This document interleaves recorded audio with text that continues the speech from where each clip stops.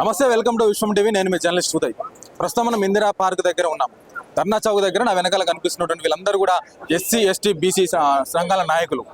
వీళ్ళందరూ కూడా కోరేది ఒకటే, కుమ్మెర జాతరలో చనిపోయిన 2 నెలల పాప కావచ్చు వాళ్ళ తల్లిదండ్రులకు న్యాయం జరిగేంత వరకు మేము విడిచిపెట్టేటువంటి ప్రసక్తి లేదని చెప్పేసి ఇవాళ ధర్నా నిర్వహించారు ఇందిరా పార్క్ దగ్గర. చూడండి, వీళ్ళ చేతుల్లో మరి కర్రలు కనిపిస్తా ఉన్నాయి. ఎందుకు కర్రలు పట్టుకున్నారు వీళ్ళు? వీళ్ళ డిమాండ్స్ ఏంటి? అసలు న్యాయం అంటే ఎట్లాంటి న్యాయం కోరుకుంటా ఉన్నారు బాధిత కుటుంబ సభ్యులకు అనేది స్వయంగా వారి మాటల్లో మనం తెలుసుకునే ప్రయత్నం చేద్దాం. అలా ఏంటి, ఎందుకు కర్రలు ఎందుకు పట్టుకున్నారు మీరు? ఇది కుమ్మెర మల్లన్న జాతర దైవ సన్నిధిలో జరిగిన రజక కుటుంబం మీద జరిగిన దాడికి నిరసనగా ఏ దాడి అయితే చేసిల్లో ఒకే సామాజిక వర్గం, నేను కులాల మతాల గురించి మాట్లాడతలేను, కానీ అక్కడ ఉన్న 7 రెడ్డిలే, సర్పంచ్ రెడ్డి అందరు కలిసి ఆ కుటుంబాన్ని దాడి చేసి ఆ పసికూనను, చిన్నారి పసికూనను చంపిన సందర్భంగా ఆ దుండగులను ఇప్పటికీ బేషరతుగా రాష్ట్ర ప్రభుత్వం అరెస్ట్ చేయలేదు. ఆ దుండగులను అరెస్ట్ చేసి ఏదైతే చట్టపరంగా ఉరిశిక్ష తీయాలి.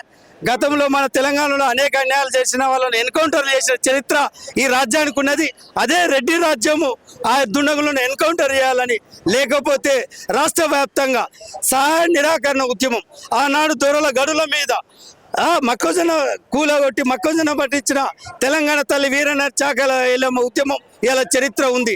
ఆ తల్లి చాకల ఎల్లమ్మ ఉద్యమ స్ఫూర్తితోటి ఆ చాకలి కుటుంబానికి జరిగిన అన్యాయం మీద ఆ దుండగులను శిక్షించేలా మరి అలా దొడ్డు కర్ర ఉద్యమం చేపడుతున్నాం.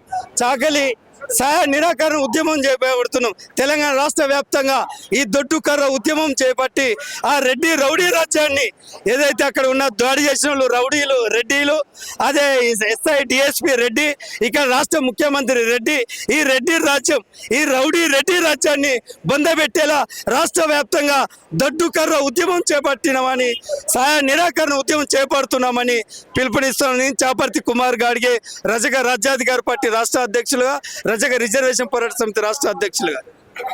వాళ్ళు చెప్తా ఉన్నారు రెడ్లది అసలు తప్పే లేదంట.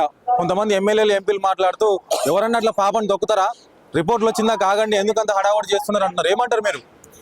ఏది ఏమైనా రిపోర్ట్ వచ్చేంత వరకు ఆగాలేనంటే ఆ రిపోర్ట్లనే మాయం చేసేటువంటి ఈ పల్లెరగాయ వ్యవస్థ, పటేళ్ల వ్యవస్థ, పల్లెరగాయ వ్యవస్థను తుదమిట్టించడానికి నేను ఒక మహారాజ్యాధికార పార్టీకి అధ్యక్షుడిగా, నా పేరు కొంగర నరహరి, రాష్ట్ర అధ్యక్షుడిగా మాట్లాడుతూ ఉన్నా. ఇవాళ బీసీలకు జరిగిన, ఇంతకుముందు ఎస్సీ ఎస్టీలకు జరిగేది ఇప్పుడు బీసీలకు వచ్చింది.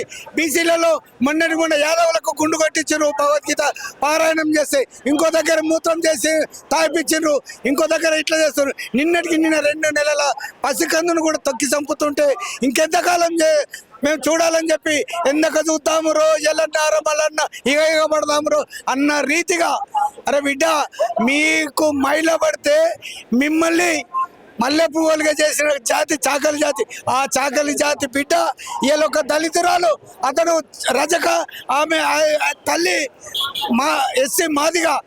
ఈ ఎస్సీ మాదిగ కులమైనందుకే నువ్వు గుళ్ళకు రానియలే అంటే నువ్వు రజకుడు అయినందుకు మీరు మహిళ బట్టలు ఉతుకుతారని చెప్పి వాళ్ళని ఒక నెపంతో మీరు ఇట్లా చేసారు. ఎంతకాలం రా మేము మహిళ సాపు చేయకపోతే నువ్వు మల్లెలు తెల్లగా అగ్గేసుకుని తిరిగే వాళ్ళవా? ఇలా నువ్వు ఎర్రగ బుర్రగా ఉండి ఎక్కువ మంది నిలిగితే చాకలైలమ్మ వారసత్వాన్ని పుణికి పుచ్చుకున్న ఈ తెలంగాణ కట్ట మీద దుడ్డు కర్రతో మీకు సహాయ నిరాకరణ ఉద్యమం చేపట్టి ఏ కులమైన మాదిగోళ్ళను డప్పు కొట్టం, పేగరోడు బొందలవాడు, చాకలోడు బట్టలు ఇస్త్రీ చేయడు, ఉత్కడు, పిండడు, మీ పెళ్లిళ్ళల్లో పోలు రాయడు, మీ పెళ్లిళ్ళల్లో ముంగడ దివిటి పట్టుకుంటాడు వాడు, మీ పెళ్లిళ్ళల్లో మీకు ఆఖరికి మీకు కాలబెట్టిన పూర్తి కూడా తీసుకుపోయి బయటపడేసేది కూడా ఈ యొక్క చాకలి బిడ్డనే. మీరు అందరు పోయినాక కూడా ఇల్లు శుభ్రం చేసేది ఆ చాకలి బిడ్డనే. చాకలి బిడ్డ అంటే ఈ ఊరికే ఆడపిల్ల, అటువంటి ఆడపిల్ల కారణం జరిగితే చూస్తూ ఊరుకోమని చెప్పి ఒక ఎస్సీ ఎస్టీ బీసీ మేము మద్దతు తెలపడానికి వచ్చాం. నేను మాల మహారాజ్యాధికార పార్టీ వ్యవస్థాపక అధ్యక్షుడు, నా పేరు కొంగర నరాలి. జై భీమ్, జై తెలంగాణ. మాట్లాడదాం. ఇక్కడ ఇంకొంతమంది బీసీ నాయకులు ఉన్నారు. చెప్పండి, బీసీలకు బీసీలకు కూడా అట్రాసిటీ చట్టం తీసుకొస్తే ఇట్లాంటి ఘటనలు తగ్గుతాయని మీరు అనుకుంటున్నారా? ఎస్సీ ఎస్టీ అట్రాసిటీ యాక్ట్ ఏదైతే గత 30 సంవత్సరాలుగా అమలులో ఉందో, ఈ అట్రాసిటీ యాక్ట్లో కూడా 90% బీసీల పైనే ఉన్నాయి. నంబర్ 1. బీసీ అట్రాసిటీ యాక్ట్ అనేటటువంటిది వస్తే కౌంటర్ యాక్ట్ వస్తుంది కాబట్టి బీసీలు ఎవరు కూడా ఇప్పుడు కూడా అట్రసిటీ చేసినటువంటి చరిత్ర లేదు, ప్రస్తుతం లేదు. ఎందుకంటే వీళ్ళు ధర్మపరాయణులు. తమ ఇంట్లో తప్పు చేసినా కానీ ఆ తప్పును కూడా సమర్థించినంత ధర్మ స్వభావంతో ఉంటారు వీళ్ళు. కాబట్టి ఇటువంటి వాళ్ళ మీద అత్యాచారాలు అనేటటువంటిది నిరోధించడానికి బీసీ అట్రాసిటీ అనేటటువంటిది అవసరము. దీని ద్వారా ఏంటిదంటే ఒకటి అప్పర్ క్యాస్ట్ అట్రాసిటీని ఎదుర్కొనేటటువంటి శక్తి వస్తుంది. రెండోది ఎస్సీ ఎస్టీ అట్రాసిటీ యాక్ట్లో ఏదైతే అన్యాయాలు అయితాయో అన్యాయాలను కూడా ప్రివెంట్ చేయడానికి కూడా పనికి వస్తుంది.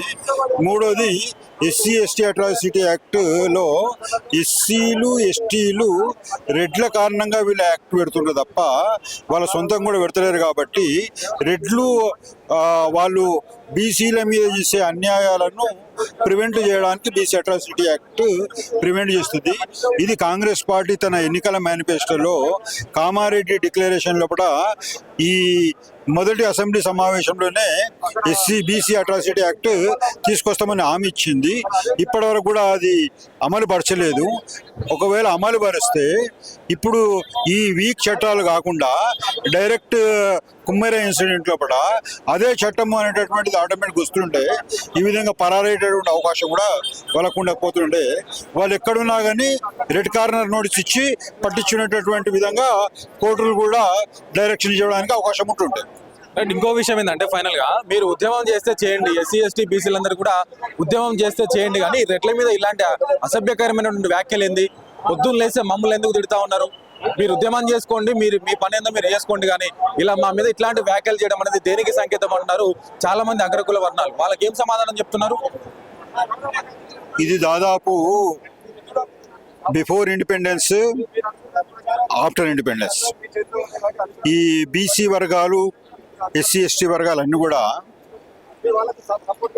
అప్పుడు ఇప్పుడు ఎప్పుడు కూడా వీళ్ళ ఇది బాధితులే. వాళ్ళు బిఫోర్ ఇండిపెండెన్స్ నిజాం నవాబు కాలంలో ఏంటిదంటే రెడ్లు దాదాపు 90% రెడ్లు కానీ వెలమలు కానీ నిజాం తోటి ఉండే. పీడించినటువంటి వాళ్ళందరూ కూడా చరిత్ర మొత్తం తీస్తే అప్పుడు పీడించిన వాళ్ళంతా కూడా ఈ రెడ్లే. వాళ్ళు విష్ణు రామచంద్రారెడ్డి కానీ జనారం జనార్దన్ రెడ్డి కానీ ఏదైతే బీసీల మీద పీడన జరిగిందంతా కూడా రెడ్లే పీడించారు. ఆ తర్వాత స్వతంత్రం వచ్చిన తర్వాత రాజకీయ పార్టీలు ఏవైతే ఉన్నాయో కాంగ్రెస్ కానీ రకరకాల పార్టీలు కూడా కాంగ్రెస్ వచ్చిన 36 సంవత్సరాల లోపల మొత్తం రెడ్లే పరిపాలించారు. అదేవిధంగా వెలుమలు బ్రాహ్మణుల రూపంలో కూడా ఒక 18 సంవత్సరాల పరిపాలన వచ్చినా కానీ వాళ్ళు కూడా రెడ్లు లేకపోతే మాకు రాజ్యం లేదనే ఉద్దేశంతో వాళ్ళు ఈక్వల్ రోల్ వాళ్ళకి ఇచ్చిండ్రు. రెడ్ల ఆధిపత్యం ఎప్పుడు కూడా ఈ రాష్ట్రంలో తగ్గలేదు. కాబట్టే ఈ రకంగా చిన్న కులాల మీద వాళ్ళకు ఒక డైరెక్ట్ అలవాటు పడ్డ కార్యక్రమాల ద్వారా వీళ్ళు అణచివేత బానిస అనేటటువంటి అలవాటును కొనసాగిస్తుండ్రు. ఇప్పుడు శత్రువు అనేటటువంటి వాడిని క్లియర్గా ఐడెంటిఫై చేసి ఎస్టాబ్లిష్ చేయకపోతే ఇప్పుడు ముసుగులో గుద్దులాట పెడితే శత్రువుకు ఇంకా అడ్వాంటేజ్ దొరుకుతుంది. తెలంగాణ ఉద్యమంలో కూడా ఆంధ్రోలను డైరెక్ట్ ఎట్లా కార్నర్ చేయాల్సి వచ్చిందో ఇప్పుడు కూడా బీసీలకు అన్యాయం అవుతున్న దాంట్లో కూడా అన్యాయం చేస్తున్నామని డైరెక్ట్ పేరు పెట్టకపోతే ఇప్పుడు అన్యాయం ఎవరి మీద అన్యాయం అని చెప్పి చూపిస్తాం. మేము ఎవరు అన్యాయం చేస్తున్నారని చూపిస్తాం. క్లియర్గా వాళ్ళు అప్పుడు ఎప్పుడు కూడా వాళ్ళే క్లియర్గా వాళ్ళ కులం పేరు మీద మీటింగ్లు పెట్టుకొని అత్యాచారాలు చేస్తున్నారు. నిన్న కుమారుల ఇన్సిడెంట్ అయిన తర్వాత కూడా మళ్ళీ నిన్న కులం వాళ్ళంతా కూడా నాగర్కర్నూలులో మీటింగ్ పెట్టుకున్నారు.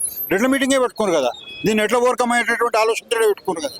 వాళ్ళేం కులం ద్వారా అత్యాచారం చేస్తూ సిద్ధమవుతారు. కులం మీటింగ్లు పెట్టుకొని అత్యాచారాలు చేస్తారు. వాళ్ళు కులంను ఐడెంటిఫై చేసి దాన్ని ఎస్టాబ్లిష్ చేయకపోతే స్పష్టమైనటువంటి శత్రువుడు ప్రజలకు చూపెట్టకపోతే ఇంకా వాళ్ళని అడ్వాంటేజ్ తీసుకొని ఇంకా మోసం చేసే అవకాశం ఉంటుంది కదా ఇప్పుడు.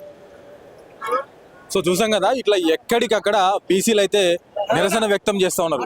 ఒక్క సమస్య కాదు, ఒకటి కాదు, వాళ్ళ కుమ్మర జాతర ఒక్కటే కాదు, కుమ్మర ఘటనలో చనిపోయినటువంటి బాలక విషయం ఒక్కటే కాదు, అనేక విషయాలు వీళ్ళు ముందుకు తీసుకొస్తా ఉన్నారు. మొన్న జరిగినటువంటి ఎల్లమ్మగూడెంలో జరిగినటువంటి బీసీల మీద జరిగినటువంటి సంఘటన కావచ్చు. సో అట్లా ఎక్కడికక్కడ ప్రతిది కూడా వీళ్ళు చెప్తూ మా మీద దాడులు చేస్తే ఊరుకునే ప్రసక్తి లేదు, ఖచ్చితంగా మాకు కూడా అట్రాసిటీ చట్టం తేవాల్సిందని చెప్పేసి ఇవాళ బీసీ సంఘాలు పెద్ద ఎత్తున ధర్నాకు పూనుకున్నారు. కెమెరామెన్ ప్రవీణ్తో ఉదయ్ విశ్వం టీవీ, ఇందిరా పార్క్.